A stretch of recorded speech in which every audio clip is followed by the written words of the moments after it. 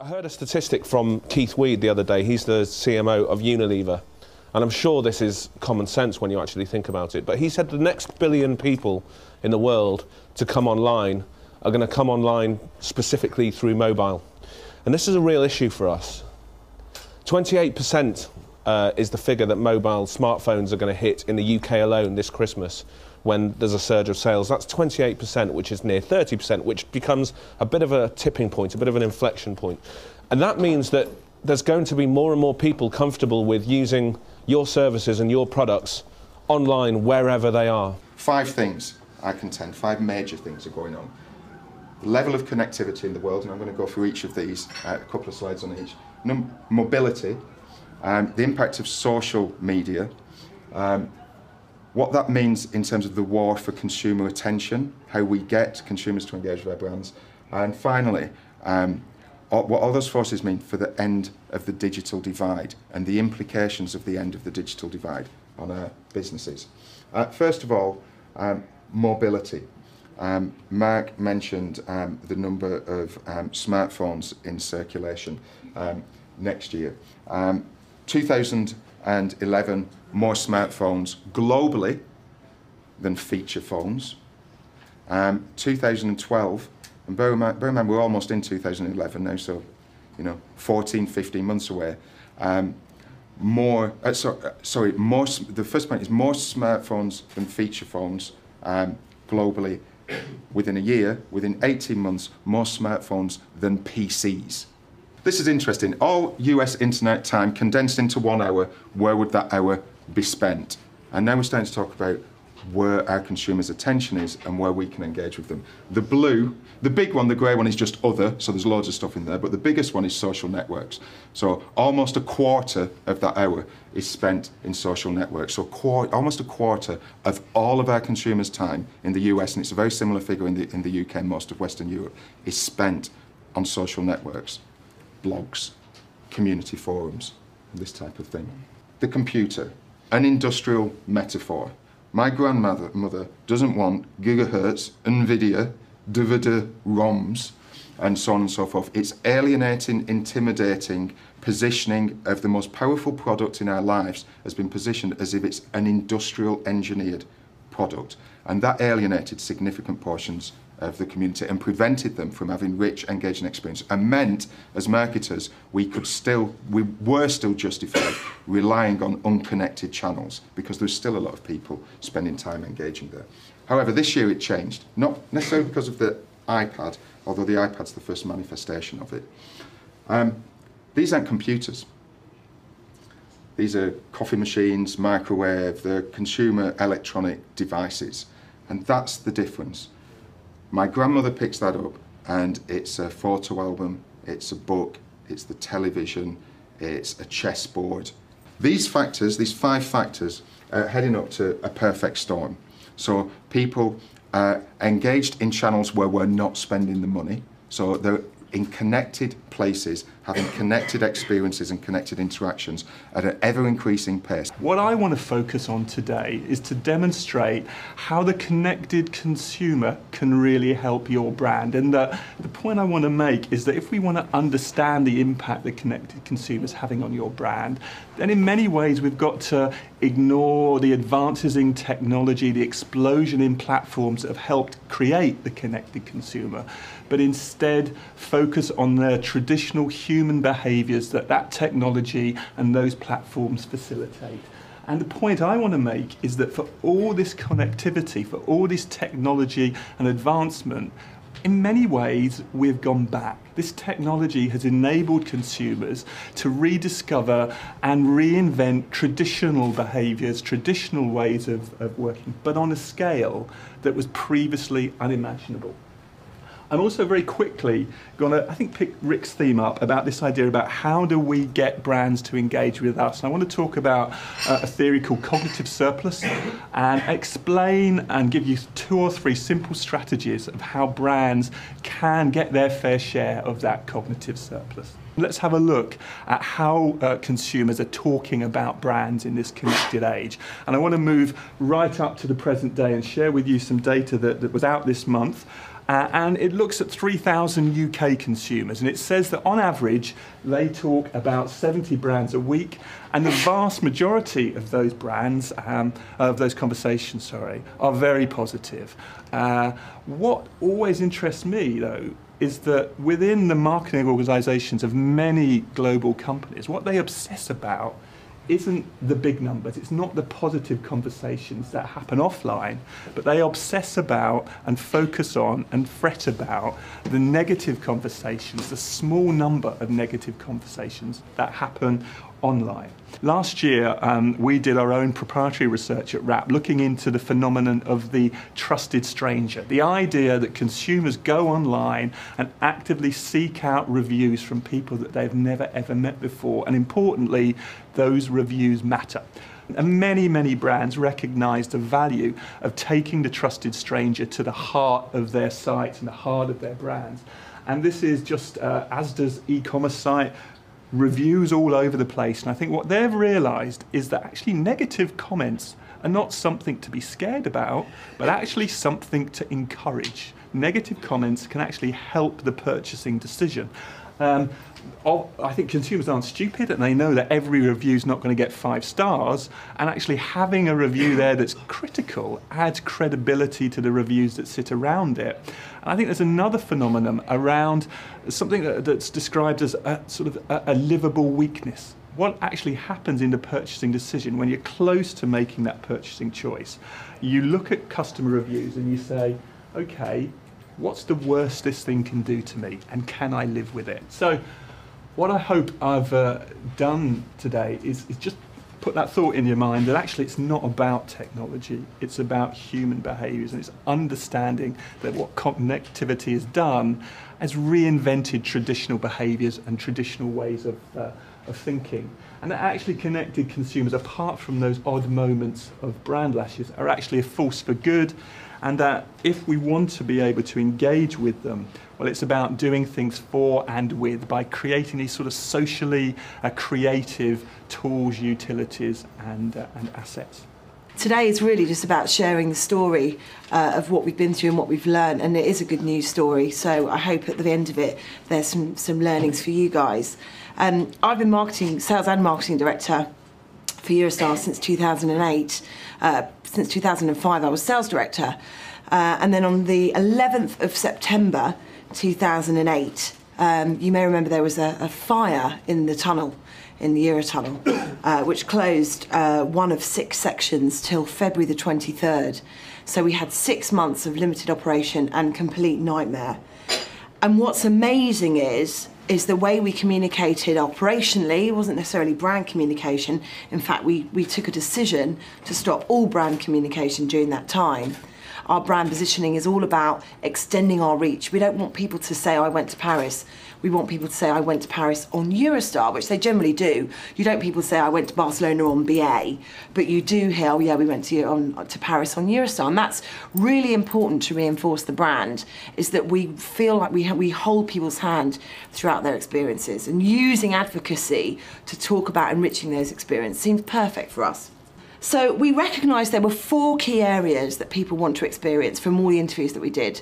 There was fashion, art, food and music. Those are the things that people want to consume when they're going to trips in Northern Europe. So we took some bloggers that weren't necessarily travel bloggers, but they were bloggers on these subjects. So you can see, if you can see some of these numbers, massive, wide audiences. Not people necessarily looking to engage just in Eurostar, but looking to engage in their own environments. So that a really successful outreach programme. And we were feeling quite smug and quite happy about the results it created. And during the recession, we were having a record year. It's about 7 o'clock on a Saturday morning. I'm lying there thinking, go to sleep. All week you've been dreaming of your bed. And my phone rang. And it was the customer service director who was on a train up from Guildford. And he said, what are you doing today? Can you get into the office? It doesn't look good. I'll remember those words for the rest of my life. It doesn't look good. We think there's a train stuck in the tunnel. It doesn't look good if you can get in. And there was 5 of us that day that spent the day in the office. We phoned as many people as we could get to actually work in the terminal, because as the day progressed and we realised we had no services running, the crowds gathered and gathered and gathered, and the media turned up. And this is what was happening. In normal circumstances, this is what the kind of lovely tweets that we were getting, you know, really positive, wonderfully futuristic and sciencey, fiction-y trains, little did they know. You know, just book Eurostar for Bell Camp next month, really lovely stuff. And then during disruptions, you know, the top one's quite, at least you got off in Paris, I'll be effing Hull. You know, it took me almost 7 hours to get from London to Paris. You know, just Eurostar broken, their reaction, closed customer service desks. And this is the thing, we were hearing people's issues through Twitter. And it was completely the opposite reaction to how we dealt with the tunnel fire, where we were making decisions about what we communicated and sending them out to all our different channels.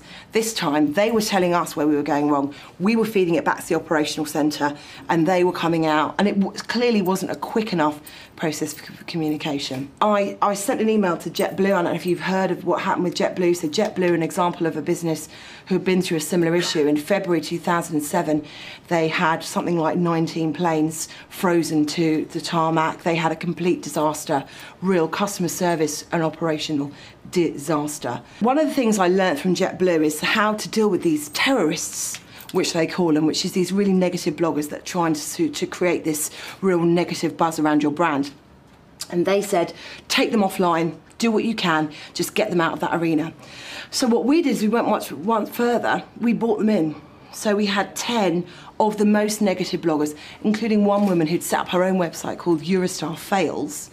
And we brought them in and we sat them down in front of the CEO or the COO or the commercial director and just listened to their feedback. Because, you know, we'd launched this independent review and we'd said we'll never let it happen again. But by listening to them, by taking them in and making them feel they're not just, you know, commenting in the ether, we actually really genuinely care about what you went through. And believe me, some of the stuff we heard was really upsetting, and was good for the chief executive here to make sure he did everything he could to ensure we never put people through that again, and we won't. It's listening and responding, which doesn't just mean responding through tweets, but actually responding as a business. We now also have a programme that supports this, which works with our speech analytics in the contact centre. So every month we're actually reporting on what are those issues, what are the things that people are talking about most, so we can actually adapt our products and our service. Philips had an epiphany. Now, the word epiphany can have religious meaning. I don't think that that's what they were referring to here, but an epiphany is also a moment of clarity, a moment of real insight that often comes from, you know, a very simple experience. And I think that for Philips, there came a moment where we realized, because the world is changing, we need to embrace creativity. And that was the first sort of lesson and best practice that I'd like to share for today. Because up until that moment, within Philips, there was always this debate. And in all honesty, I would say that in some parts of the organization, it still exists. But what I have really been trying to champion is that creativity and effectiveness are not mutually exclusive. In fact, today more than ever, you need creativity in order to be effective. Because if you do not get people's attention, then there are more than enough other things for a consumer to be doing. They're not going to spend time in your brand. You're not going to achieve your business objectives or your marketing objectives.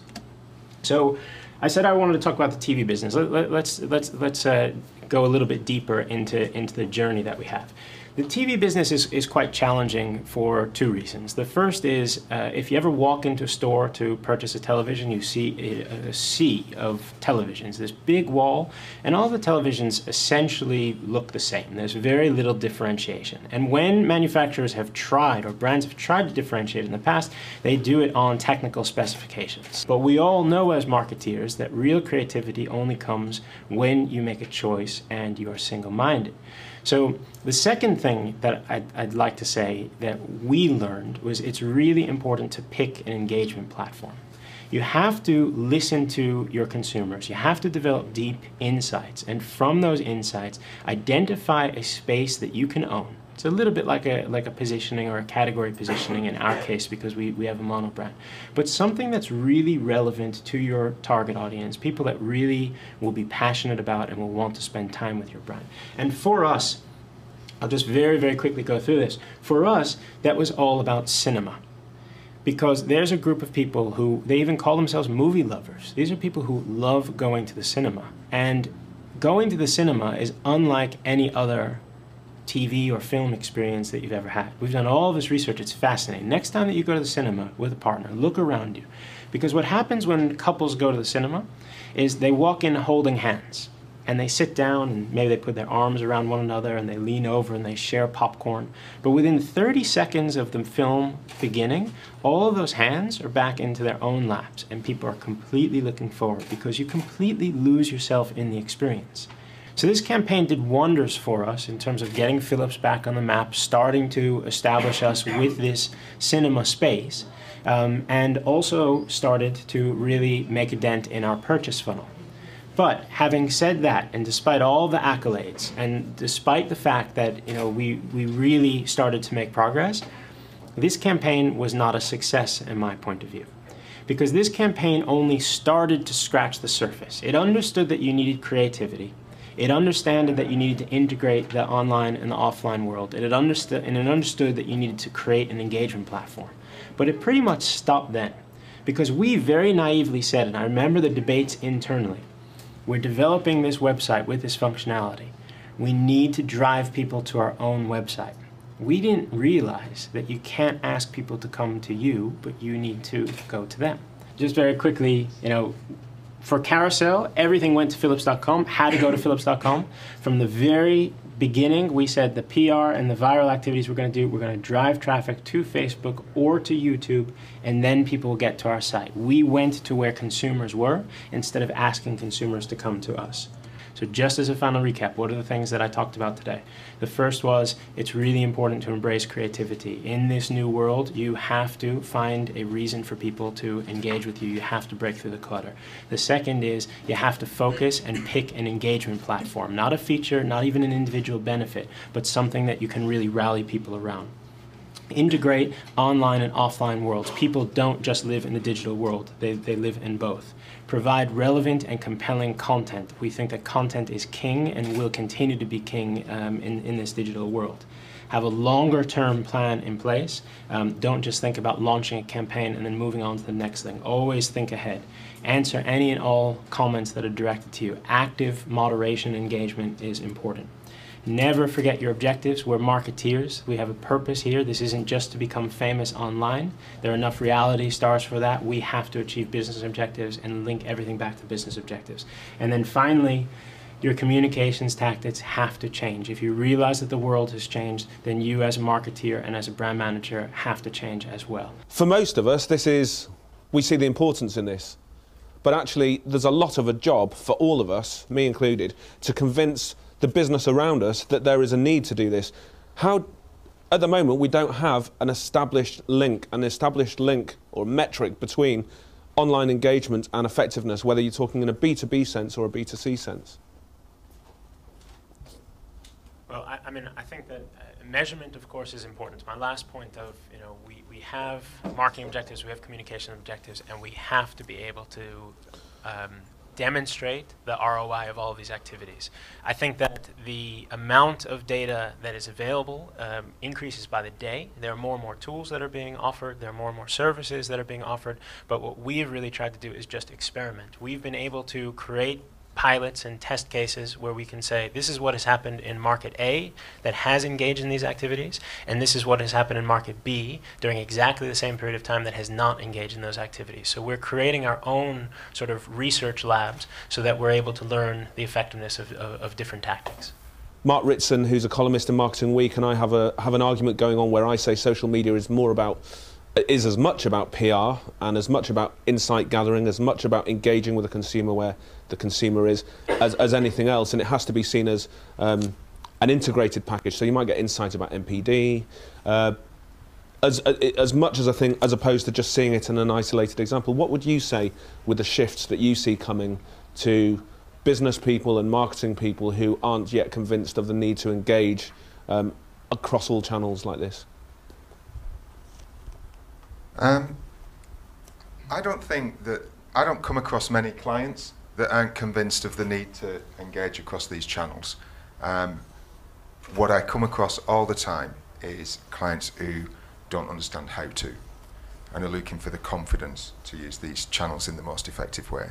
And back to Gary's point, I think courage, you know, the fact that there wasn't a clear measure, you know, there's no guarantee, but act and experimentation and lead the way. Because back to my point initially, as we all wait for the defined answer, our brands die while other brands innovate and invent the answer. And that lack of courage is something that personally I find really uninspiring. I want to work with partners, and I'm sure that most of the people who are here in this room want to work with partners, want to work within our own organisations and with other organisations to lead the way and to keep our brands competitive, ahead of the game, and add value to our brands. And I think you can only do that with courage. So that's normally the message I tend to spout. What I really like of today's conversation over here, by the way, I'm Thomas Funk from RAPP, is we talk so much about change and the challenges marketeers and agencies have together because, well, Rick introduced the major changes and turbulences we have to deal with. At the same time, it feels like there is, this comes out of John's presentation as well, the principles of the relationship a brand has with its consumers are still somehow the same as they always were. And it reminded me, actually, when I saw Gary's presentation about this hell of an effort to create this fantastic new engagement platforms, this new user experience. Philips creating such a vast, this exciting content, and then having branded content. And you were mentioning, actually, that there was some cynicism as well when you put your content on YouTube of certain consumers. I remember 10 years ago, probably not even that long ago, Philips created these magalogs, catalogs and magazines. In the end, the idea of that was creating interesting content and using this content to engage with the consumers and cross-sell into their product world.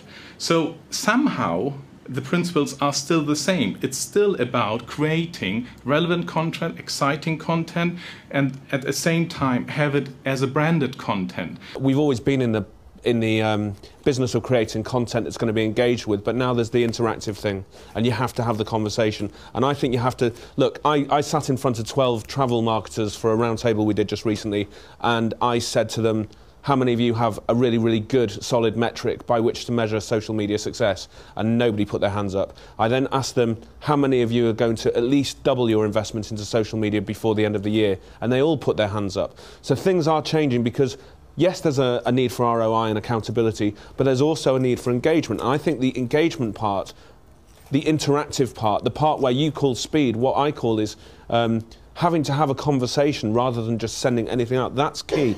And actually, it leads to a question I wanted to talk to Emma about, which was, Emma said, and she stood here and you said, this will never happen again because how we are now set up. And yet, the volcanic eruption in Iceland proves that it can happen again, and it probably will happen again because the unforeseen and the unpredictable is always there. Would you say in Eurostar and in Philips that your campaigns require a lot of investment up front, but should, in theory, generate momentum that sort of has its own velocity in time, and therefore needs, you know, less input and less investment from the business, financially, I mean? Yeah, I think people will be really surprised at how little we spent on that Ridley Scott campaign. I think it's about focusing resources. So yes, I think that you need to develop engaging content, or you need to develop a specific utility that people want to invest their time in, but that doesn't have to be costly at all. I mean, for these two digitally led campaigns, both Carousel and Parallel Lines, we spent no more than we would have spent on a traditional campaign that we've done just a few years ago. Whereas normally with in the old days, you do a campaign, once you've done your creative, bought your media, you kind of sit back and watch it happen. Whereas now you've got to create depth, you've got to keep engaging people, so it becomes about resource and about keep continuously amplifying those messages rather than actually spending money on it.